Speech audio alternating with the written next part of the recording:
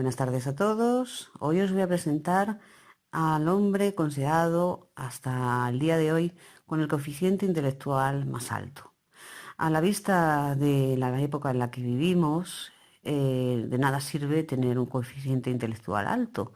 De hecho, es inversamente proporcional tu coeficiente intelectual al dinero y fama que puedas adquirir. Pero véase, según os voy a presentar en mi vídeo, que también años A, siglos A, de nada servía ser muy inteligente. El personaje se llamaba William James Sidis y nació en Manhattan en el año 1898. Nuestro protagonista entró en la prestigiosa Universidad de Harvard a la tierna edad de 11 años para estudiar matemáticas, aunque abandonó sus estudios a los 16 para dedicarse a otras actividades. Sidis alcanzó mucha notoriedad en su tiempo en Estados Unidos y se le adjudicaba un coeficiente intelectual entre nada menos y nada más que 250 y 300, lo que llevó a considerarle el hombre más inteligente del mundo. No cabe duda de que Sidis merecía ser recordado en matemáticas y en las fronteras de dicha materia.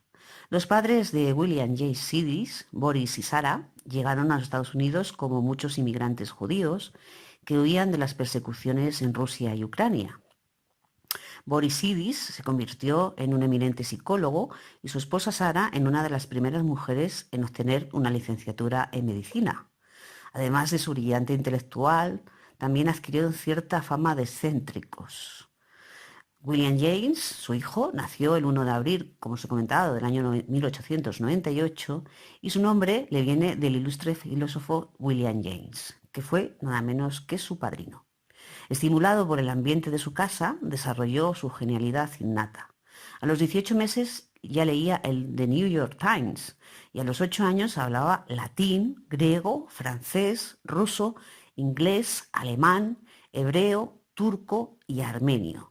Y había inventado un nuevo lenguaje que él llamó el Vendergut. También a esa edad propuso una nueva tabla de logaritmos con 12 como base en vez de 10. Su padre escribió un libro sobre su hijo, Philistine and Genius, con lo que William comenzó a gozar de una gran fama en todo el país. Como os he dicho anteriormente, a los 11 años entra en la Universidad de Harvard y dio una charla en enero de 1910, un año más tarde, en el Club de Matemáticas, una distinción insólita para su edad. Su audiencia se componía de un centenar de profesores y alumnos de cursos avanzados de matemáticas, y el tema que trató fue sobre los cuerpos de 4 dimensiones. El profesor Daniel F. Comstock del Massachusetts Institute of Technology declaró a los periodistas que el joven Sidis sería uno de los más grandes matemáticos de la historia. Lo comparó en su momento con Gauss. Se graduó a los 16 años con la máxima calificación en el año 1914. Todo prometía una brillante carrera en la investigación matemática. Sus intenciones eran dedicarse al estudio llevando una vida monacal. Tras algunos problemas de acoso en Harvard por otros estudiantes, envidiosos ellos, William se trasladó como profesor a la Universidad de Rice, aunque lo dejó porque su juventud y la fama que le precedía no le permitían el sosiego que buscaba. Volvió a Harvard y comenzó a estudiar Derecho, pero no acabó de gustarle esta carrera. Sus ideas políticas, orientadas al socialismo, le llevaron a un arresto tras una manifestación el 1 de mayo de 1919. Un policía lo vio enarbolando una bandera roja y le preguntó que por qué no portaba la enseña norteamericana. La respuesta de Sidis fue: al infierno con la bandera americana.